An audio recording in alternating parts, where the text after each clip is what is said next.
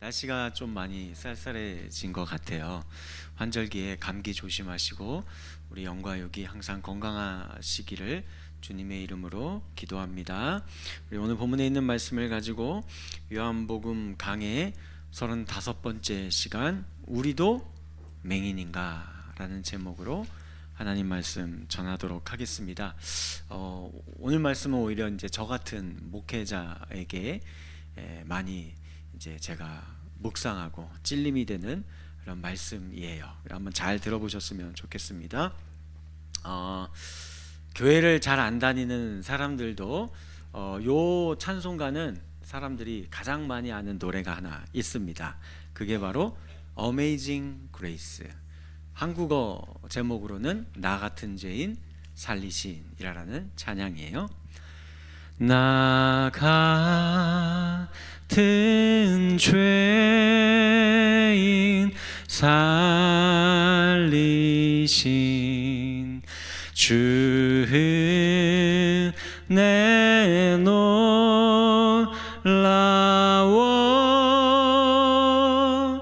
이런 생명 찾았고 광명으로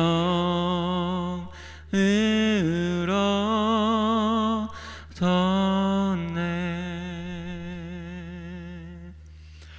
이 찬양 영어 가사는 이렇게 돼 있어요. I once was lost, but now I'm found. Was blind, but now I see. 저 목사가 왜 아침부터 영어로 노래를 하고 앉았어? 뜬금없이 불릴 수 있는데 이유가 있어요. 이 찬양 가사가 오늘 보면 우리 계속 살펴보고 있는 이 실로암 못에서 다시 보게 된 맹인이 고백한 게 저 가사에 들어가 있어요. 그게 25절 말씀입니다. 같이 읽을까요? 시작. 한 가지 아는 것은 내가 맹인으로 있다가 지금 보는 그것이니이다. I was blind, but now I see 라고 영어 성경이 되어 있어요. 전에는 보지 못했는데 내가 지금은 본다라는 고백입니다. 눈을 떴다라는 거죠. 우리가 흔히 관용적으로 이런 표현을 가끔 사용할 때가 있어요. 야, 이거 눈 떴다라는 거요. 예를 들면 이런 겁니다. 공부에 흥미가 없고 재미가 없어서 학교를 그냥 가기 싫은 거 억지로 아침마다 깨워서 가는 학생이 있어요. 근데 이 학생이 그 학교에 멋진 총각 수학 선생님이 부임을 하게 됐어요. 그러더니 갑자기 이 딸내미가 수학 문제집 사달라고 하고 수학을 문제를 열심히 풀기 시작하는데 어쩐 일인지 수학이 술술 풀리는 겁니다. 갑자기 공부가 재미있어지기 시작하는 거죠. 공부에 눈을 뜬 거예요. 눈을 뜨기 시작한 거죠. 근데 알고 보니까 이 학생이 이렇게 된 원동력이 수학 선생님을 짝사랑한 데부터 시작된 겁니다. 사춘기 소녀가 사랑에 눈을 뜬 거죠. 창문에 햇살이 비친 선생님의 얼굴이 해같이 빛나는 겁니다. 그냥 학생들을 향해 웃어준 건데 나를 쳐다보고 웃어주는 것처럼 보이고 그 얼굴이 차은우처럼 보이는 거예요. 평소에는 지루한 수학 시간이어서 맨날 뒷자리에서 이렇게 졸기만 했는데 이제는 선생님 더 가까이에서 보려고 앞에 있는 친구에게 딸기 우유 사다 주면서 야, 자리 바꿔줘 하면서 그 자리에 앉아가지고 턱을 개면서 선생님의 강의를 듣는 거예요. 선생님 막 열강하느라 침을 튀는데 그건 침이 아니에요. 뭐예요? 로얄 젤리가 이건 좀 너무 오버했나? 이건 아닌 것 같죠? 사랑에 눈을 뜨면 이렇게까지 되는 거죠. 또 세상에 눈을 뜬다라는 표현도 있어요.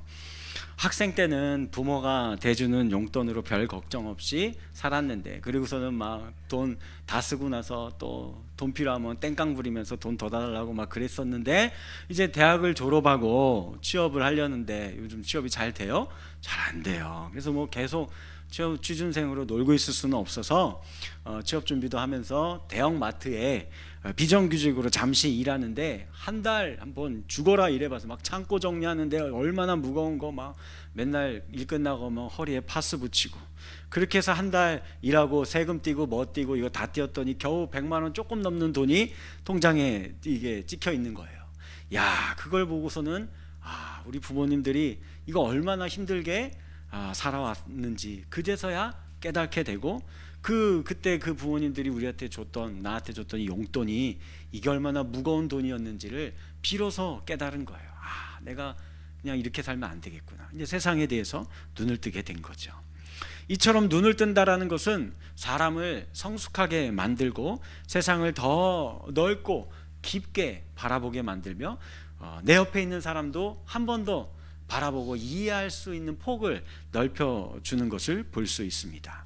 자, 그런데 이거보다 더 중요하게 우리의 눈이 띄어져야 하는 것이 있어요. 그것이 무엇일까요? 하나님에 대해서 눈을 떠야 합니다. 그래서 온전히 그분을 바라보며 우리 인생을 살아갈 수 있어야 하는 거예요. 하나님이 처음 이 세상을 창조하셨을 때에는 하나님과 아담과 하와가 서로 온전히 바라보고 서로 대화하며 이야기하며 살 수 있었습니다. 하나님의 형상으로 지음받았기 때문에 그래요. 하나님의 형상으로 지음받았다라는 것은 하나님이 그냥 꼭 닮게 만들어 주셨다라는 거예요. 그러니 하나님의 그 모습 가운데 하나님 거룩하신 분이잖아요.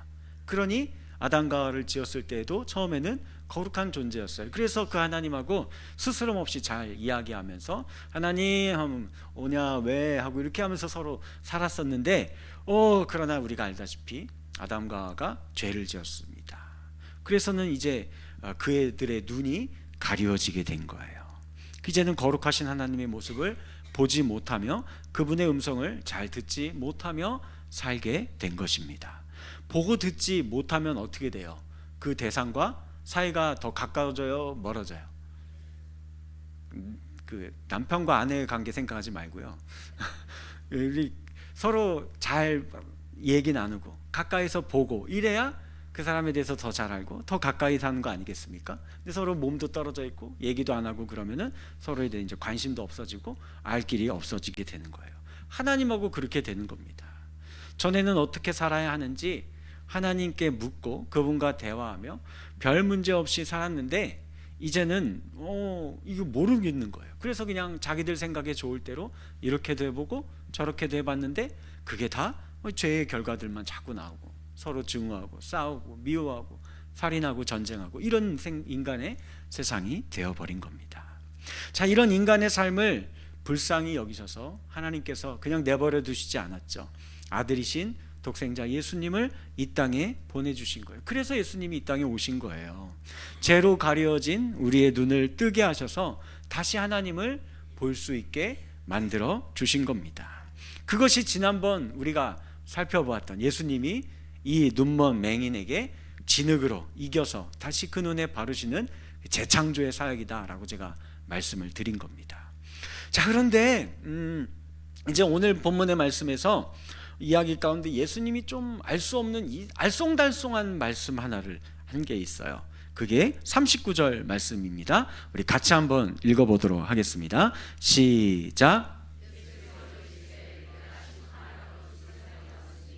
보지 못하는 자들은 보게 하고 보는 자들은 맹인이 되게 하려 함이라 하시니. 아멘. 자, 이 말씀 한번 살펴봅시다. 그러니까 앞에 그동안 우리 쭉 살펴본 내용, 보지 못하는 자들을 보게 하기 위해 예수님이 오셨다. 이건 이해 다 되시죠? 오케이, 맞아, 예수님 그렇게 오셨지. 근데 이 말씀 보면 보는 자들은 맹인이 되게 하려 하는 거다 라고 예수님 말씀하세요. 이게 도대체 무슨 뜻일까? 그리고 이 두 가지의 경우 일어나는 이 일련의 일들이 요게 심판이다라고 이야기하는 거예요. 이게 도대체 무슨 뜻인가? 왜 이게 심판인 걸까? 이 말씀의 의미를 두 가지 내용으로 같이 한번 생각해 보는 시간 갖도록 하겠습니다. 먼저 첫 번째예요.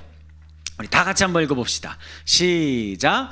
보는 자들을 맹인이 되게 하려 한다는 것은 탐욕과 교만으로 예수님에게서 멀어져 스스로 심판의 자리에 떨어지게 된다라는 말입니다. 예, 이런 뜻이에요. 그러니까 본문에서 보는 자들이라고 말하는 이 보는 자들은 누구를 지칭하는 걸까요? 유대 종교 지도자들, 바리새인들, 이 사람들이에요. 왜 예수님은 이들을 향해 그러니까 맹인이 되게 하려 한다라고 말씀하고 있는 걸까요? 이걸 살펴보기 위해서는 이 사람들이 눈뜬 맹인을 불러들였잖아요. 불러들여서 나눈 대화를 우리가 잘 살펴보면 이걸 알 수 있어요. 뭐 이제 막 불러가지고 너 어떻게 하다 보게 된 거냐 하면서 축하는 못 해줄 망정 막 시시비비를 막 가리고 있어요. 그때 그 이야기를 계속 듣고 대화하다가 이 맹인이 답답했는지 이렇게 얘기해요. 30절 우리 같이 읽어봅니다. 시작. 그 사람이 대답하여 이르되 이상하다. 당신들은 그가 어디서 왔는지 알지 못하는 도다. 이런 말이에요. 이 사람이 즉 예수가 내 눈을 뜨게 하였는데 왜 당신들은 그가 어디에서 왔는지를 알지 못하고 왜 나한테 자꾸 묻느냐? 이걸 왜 당신들이 모르지? 아니 당신들은 바리새인 아니야? 그 중에서도 율법 교사들 아니야? 하나님의 말씀을 가리키는 자들 아닙니까? 맹인이 오히려 유대의 이 종교 지도자들을 향해서 그런데도 모른다고 하는 당신들 이거 이상하다. 왜 모르지? 하고 이야기를 하고 있는 겁니다. 왜 이럴까요? 왜 이렇게 묻는 것 같아요? 그 이유는 이건 누구나 다 알 수 있는 내용이기 때문에 그래요. 유대인이라면 왜 이걸 모르느냐? 왜 당신들 이거 모르는 척 하는 것 같은데 왜 그러는 거냐라고 이야기를 하고 있는 거예요. 이 내용을 이해를 돕기 위해서 한 사건이 일어난 것을 제가 말씀드릴게요. 마태복음 11장을 가보시면 이제 세례 요한이 헤롯 대왕에게 잡혀서 옥에 갇혔어요. 그리고 세례 요한이 이제 내가 이제 여기서 죽겠구나 이게 이제 짐작이 왔어요. 그래서 그가 한 가지를 궁금한 걸 해결하고 싶어서 제자들을 불렀습니다. 야 제자들에게 가서 너희들 내가 세례 베풀었었던 그 예수라는 분 있지? 그분에게 가서 한 가지만 제발 확인받고 와라. 당신이 바로 오실 그이냐, 그러니까 메시아가 맞느냐, 요것 좀 한번 좀 확답 좀 한번 받고 와라. 내가 죽기 전에 맞는 것 같은데 근데 한번 그래도 그분이 직접 이야기하는 거 듣고 싶다. 이렇게 가서 이제 제자들을 보냈어요. 그래서 이제 제자들이 가서 물었습니다. 여기에 대해서 예수님이 뭐라고 얘기했을까요? 이거 비밀인데 내가 맞아. 이렇게 이제 직접 얘기해 줬을까요? 그러면 속 시원하고 너무 좋잖아요. 근데 이렇게 얘기 안 했어요. 어떻게 얘기했느냐? 마태복음 11장 5절 시작. 맹인이 보며 못 걷는 사람이 걸으며 깨끗함을 받으며 못 듣는 자가 들으며 죽은 자가 살아나며 가난한 자에게 복음이 전파된다 하라. 이렇게 전해주라라는 거예요. 가서 내가 이야기한 거 요대로 그대로 전해주면 요한은 바로 알아들을 거야. 이게 무슨 뜻인지 다 알아들을 거야 라고 이야기를 한 거예요. 왜냐하면 이 말씀은 그 예전에 이사야 선지자를 통하여서 이사야서 35장이나 이사야서 61장에 메시아에 대한 예언의 말씀이 기록되어 있거든요. 요 내용들이 여기 나와 있습니다. 그래서 유대인들은 이거 다 알아요. 이 내용이 메시아에 대한 내용이고 이런 사역을 할 수 있는 분은 메시아만이 이런 사역을 할 수 있다는 것을 유대인들이 다 알고 있는 거예요. 그러니까 이 눈뜬 맹인이 답답해서 묻고 있는 겁니다. 아니 당신들 봐라. 당신들은 못 믿겠다고 해서 내 부모까지 불러다가 이거 뭐 사실 확인 다 하고 검증한 절차 다 살펴보지 않았느냐. 나 나면서부터 맹인 맞고 그리고 지금 이렇게 보고 있잖아. 이렇게 됐는데 그런데 나를 이렇게 고쳐준 그 사람이 누군지 당신들 모르겠다고? 어느 분인지 모르겠다고? 그분이야말로 하나님께서 보낸 분이 아니면 어떻게 이런 일을 행할 수 있느냐. 왜 누구나 알 수 있는 것을, 누구나 볼 수 있는 것을 당신들만 모르겠다라고 하고 왜 이걸 보지 못하느냐라고 답답해하면서 오히려 되려 묻고 있는 겁니다. 이들이 왜 이런 모습을 보이고 있는 걸까요? 탐욕으로 교만하여졌기 때문입니다. 자기들의 기득권을 잃어버릴 것을 염려하고 손에 쥔 것을 내려놓으려 하지 않기 때문이에요. 이들은 맹인에게 그래서 욕을 하면서 이렇게까지도 이야기를 합니다. 28절 말씀 시작. 욕하여 이르되 너는 그의 제자이나 우리는 모세의 제자다 라고 이야기를 해요. 여기서 욕한다라는 게 단순히 막 이 XX놈 막 이렇게 한 그 얘기가 아니라 뭐 그렇게 한 걸 수도 있어요. 이 뉘앙스는 뭐냐면 꾸짖는다는 거예요. 훈계한다라는 거예요. 가르치려 든다라는 겁니다. 그러니까 요 일이 원래 누가 하는 일이에요? 자기들만 요거 할 수 있다라는 거예요. 우리는 항상 남들을 꾸짖는 이 일을 하는 높은 사람이고, 우리는 존귀한 존재고, 우리가 가장 지혜로운 사람이고, 그래서 우리가 가르치는 대로, 우리가 꾸짖는 대로, 그거 잘못됐다고 지적해 주는 대로 너희들은 듣고 그냥 다 따라와야 되는 거야. 이게 왜 그러냐면 우리가 모세의 제자이기 때문에 그래.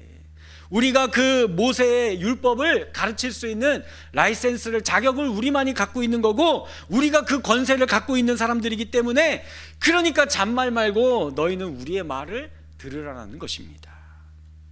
그래서 예수님은 탐욕에 이렇게 눈이 먼 자들을 향해서 이렇게 말씀하신 적이 있지요. 마태복음 6장 22절에서 23절 말씀. 눈은 몸의 등불이니 그러므로 내 눈이 성하면 온몸이 밝을 것이요 눈이 나쁘면 온몸이 어두울 것이다 라고 말씀하세요. 볼 것을 못 보는 겁니다. 탐욕은 우리가 마땅히 보아야 할 진리의 빛을 보지 못하게 만듭니다. 탐욕은 우리에게 생명을 주실 예수님을 보지 못하게 만들어요.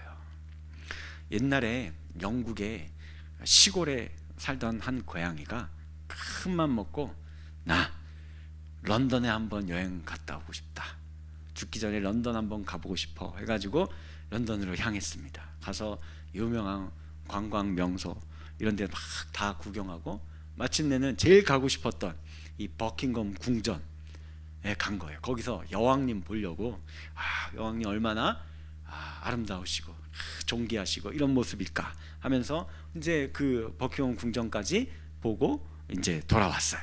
그래 이제 시골에 있는 친구 고양이들이 궁금해서, 야 어때? 런던 가보니까 좋았어? 야 특히 여왕님 보니까 어때? 야 너무 아름다우시디? 하고 막 물어본 거예요. 그러자 이 고양이가 뭐라고 대답했을까요? 나 여왕 못 보고 그 여왕님 의자 밑에 그 쥐새끼 생쥐 하나 있었는데 그거 내가 그 개만 보고 왔어. 그거 내가 어떻게 하고 싶은데 하면서 이런 거예요. 이게 무슨 말입니까?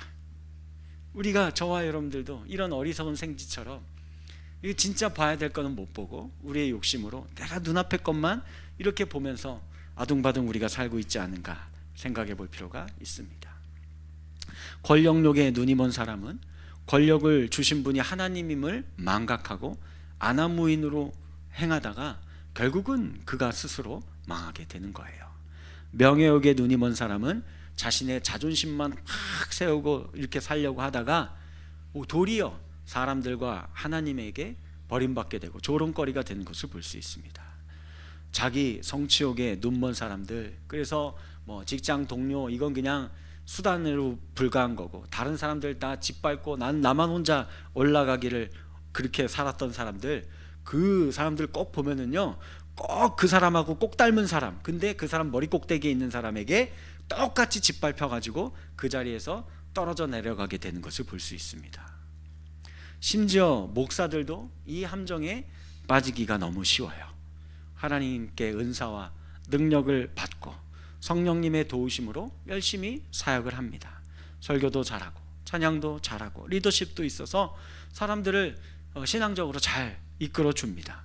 그러니까 교회에 어떻게 돼요? 사람들이 한 명, 두 명 찾아오게 되고 부흥을 하게 되었어요.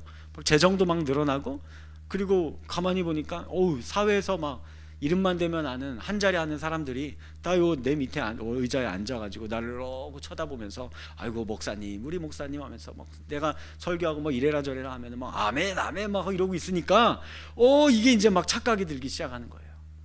마치 자신이 교회의 주인이 된 것 마냥 착각이 들고, 자신이 하나님의 자리에 앉아 있는 그 사람인 것처럼 생각하기 시작하는 겁니다. 오늘 본문의 유대인들이 24절에서 맹인에게 이렇게 이야기한 적이 있거든요. 너는 하나님께 영광을 돌려라 라고 말을 해요.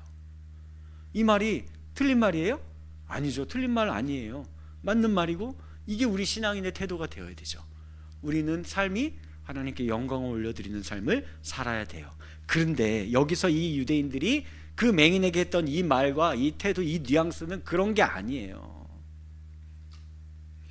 이 말은 하나님께 영광을 돌리는 삶이 어떤 삶인지 그 판단 기준은 우리들만 갖고 있다라는 거예요. 그러니까 우리가 보기에 이게 맞는 거면 너는 하나님의 영광을 돌리는 거고, 우리 말 안 듣고 우리 말 불순종하면 너는 하나님 배반하는 삶을 사는 거다. 이거 지금 이런 식으로 이야기를 하고 있는 거예요. 자기들 말을 잘 듣는 것이 하나님께 영광 돌리는 것이다 라는 이런 교만한 말을 지금 하고 있는 겁니다. 그러니 자기들이 예수가 죄인이라고 하면 이건 죄인인 거야, 잠만 말고 우리 말 들어, 이렇게 얘기하는 겁니다. 마찬가지죠. 목사들도 종교적인 권위주의를 앞세워 똑같은 실수를 저지를 때가 너무 많아요. 이거는 잘못된 겁니다. 그러면 아니에요. 이거 하나님의 뜻이 아니고 이건 종교적인 억압이고 폭력에 불과하다라는 겁니다. 그 예수님 우리에게 말씀하신 적이 있습니다. 산상수훈의 유명한 말씀이죠. 마태복음 5장 8절. 마음이 정결한 자는 복이 있나니 저들이 하나님을 보게 될 것입니다. 마음이 청결해야 돼요. 우리 사람의 행위가요, 내가 생각하기에는, 자기 보기에는 모두 깨끗해 보여도 뭐예요? 여호와 하나님께서는 우리의 심령을 감찰하신다 라고 말씀하세요.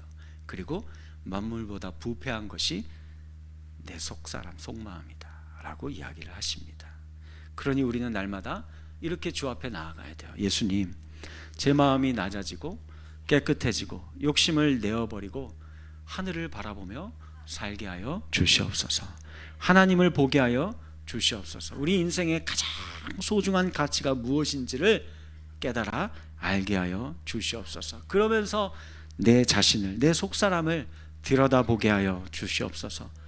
하나님께서 이 세상에 나를 보내신 그 보냄받은 사명을 깨닫게 하여 주시고, 욕심에 이끌려서 살아가는 인생이 아니라 늘 하나님 앞에 기도로 나아가면서 그 주님의 인도하심을 순종하고 따라갈 수 있는 복된 인생 되게 하여 주시옵소서. 날마다 기도하며 나아갈 수 있는 저와 여러분들 되어지기를 주님의 이름으로 간절히 축원합니다. 다음 두 번째, 우리 또 한번 살펴볼까요? 둘째, 시작. 죄로 인해 보지 못하는 하나님 나라를 보게 만들어 주십니다. 아멘. 자, 본문의 맹인은 이 종교 권위주의자들의 억압과 폭력에도 굴복하지 않았습니다. 아니, 나를 눈뜨고 보게 한 그가 하나님이 보낸 자가 아니면 도대체 누가 하나님이 우리를 향해 보낸 자란 말이냐. 너희들은 그저 말로 나에게 하나님께 영광을 올리는 삶을 살아라, 억압하고 강요하고 가르치려고 들지만, 그러나 그는 나에게 한 번도 억압한 적이 없고 강요한 적이 없고 나를 가르치려고 들지도 않았다. 그저 그의 삶으로 나에게 다가와서 나에게 꼭 필요한 거, 생명이 없는 나에게 생명을 주었고 보지 못하는 나를 보게 만들어 주어서 이제는 비로소 하늘의 하나님을 향하여 자유롭게 살게 해주었다. 그런데 어떻게 내가 너희들의 말을 듣고 이 사람을 죄인이라고 내가 말하면서 이 사람을 거부할 수 있겠느냐라고 말하고 있는 겁니다. 말이 아닌 삶으로 증명해 주신 분인데 내가 어떻게 그분을 죄인이라 말할 수 있겠는가? 나는 그렇게 할 수 없다 라고 당당히 말했습니다. 그러자 어떻게 됐어요? 결국은 이 남자도 유대인의 회당에서 출교를 당한 거예요. 유대 사회에서, 공동체에서 추방당한 겁니다. 그러니 이제는 앞으로 살아갈 길이 막막해진 겁니다. 그러나 우리 예수님은 이 일련의 일들에 대해서 알고 계실까요? 모르고 계실까요? 너무 잘 알고 계십니다. 그리고 그런 그에게 찾아가셨습니다. 우리 35절 말씀 같이 한번 읽어볼까요? 시작. 그를 만나사 이르시되 내가 인자를 믿느냐. 아멘. 이 억울한 사연을 듣고 그냥 그랬어? 아유 그래도 뭐 내가 이제 보게 해줬으니까 이제 자기가 알아서 잘 살아가겠지 하고 내버려 두시지 않았습니다. 우리의 형편과 지경을 아시고 우리의 속사정을 아시는 그분께서 어떻게 하셨어요? 전화 걸으셔서 시간 되시면 나한테 찾아오시면 기도 한번 해줄게요. 저처럼 그렇게 하지 않았어요. 어떻게 해요? 직접 찾아갑니다. 항상 그분은 그래요. 당신이 직접 찾아갑니다. 우리 인생에 찾아오셔서 문을 두드리십니다. 여기에 우리의 소망이 있는 겁니다. 우리를 빛과 생명으로 인도해 주시는 예수님은 쫓아낸 자들이 아닌 쫓겨난 자들에게 찾아오십니다. 탐욕과 교만으로 기득권을 누리는 자들이 아니라 그들에게 억압당하고 억눌린 인생들에게 예수님은 찾아가십니다. 자신들의 도성을 높이 쌓고 다른 이들을 배제시키며 살아가는 자들이 아니라 배제당하고 소외당하여 고통 가운데 신음하는 인생들에게 우리 예수님 찾아가십니다. 한번 생각해 봐요. 그 옛날에 처음 하나님께서 구원의 은혜를 베푸셨던 무리들이 누구였는지, 어떤 무리들이었는지 떠올려 보시기 바랍니다. 출애굽기 6장 5절. 이제 애굽 사람이 종으로 삼은 이스라엘 자손의 신음소리를 내가 듣고 나의 연약을 기억하더라. 높은 곳에서 종들을 부리며 채찍질하고 노역을 부과하고 억압하며 착취했었던 애굽인들에게 하나님이 찾아가신 거 아니에요. 그 밑에서 억압당하며 신음소리를 내고 있던 이 히브리인들에게 찾아가셔서 구원의 은혜를 베푸신 우리 하나님이심을 기억하시기 바라겠습니다. 말씀을 맺겠습니다. 자신이 잘 보지 못하고 내가 사는 존재임을 깨닫고 인정하는 자가 그가 비로소 보게 될 것이고, 자신이 잘 본다고 착각해서 내가 가르치려고 들고 내가 사람들을 훈계하려고 들고 그렇게 교만하게 살아가는 자들은 예수님을 보지 못해요. 그들은 예수를 거부합니다. 그렇기에 더욱 하나님 나라를 보지 못하고 스스로 하나님 나라에게서 자기가 멀어지며 살게 될 것입니다. 이게 뭐예요? 심판이 있죠. 이게 심판이에요. 심판은요, 최후의 그날에 예수님 재림하시고 그때 심판이 비로소 시작되는 거 아닙니다. 이미 심판은 지금도 엄중하게 진행되고 있어요. 자기가 맹인인지도 모르고 내가 다 알고 있다고, 내가 지혜로운 자라고 스스로 생각하면서 다른 이들을 가르치려고 들고 판단하려고 들고 정죄하려고 들고 하면서 살아가는 그 모든 자들은 이미 심판을 받은 자들이에요. 예수님이 찾아갈 틈이 없거든요. 이 심판받은 자들은 다른 사람을 가르치고 인도하는 사람이라고 철석같이 믿어요. 그래서 이들이 선생질이라는 거고 교사이고 교수이고 리더자라 착각하고 지도자라 착각하고 목사들이 이런 일을 하는 겁니다. 눈뜬 맹인들이에요. 이처럼 눈뜨지 못하고 인도하는 사람들에 대해서 예수님 안타까워서 이렇게 이야기하신 적이 있습니다. 마태복음 15장 14절. 그냥 둬라. 그들은 맹인이 되어서 맹인을 인도하는 그런 자들이다.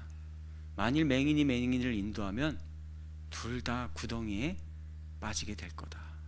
그런지도 모르고 그렇게 살고 있다 라고 안타까워하십니다. 사랑하는 성도 여러분들, 그러므로 우리는 겸손하시기 바랍니다.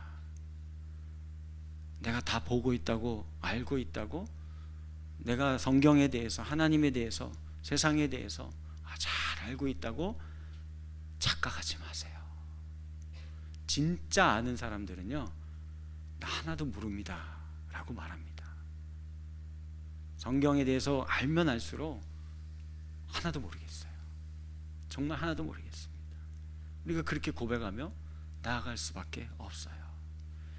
우리 이 연약한 인생이, 이 우주 밖 태양계도 못 벗어나고, 이 태양계 안에 이 내용도 이게 복잡해서 이것도 하나도 제대로 헤아려 볼 줄 모르는 이 벌레 같은 우리 인간들이 이 온 우주를, 그렇죠? 창조하신 그 하나님을 어떻게 우리가 안다라고 우리가 생각할 수 있겠습니까? 우리 눈이 어두운 것을 인정하시기 바랍니다. 눈먼 것을 인정하시기 바랍니다.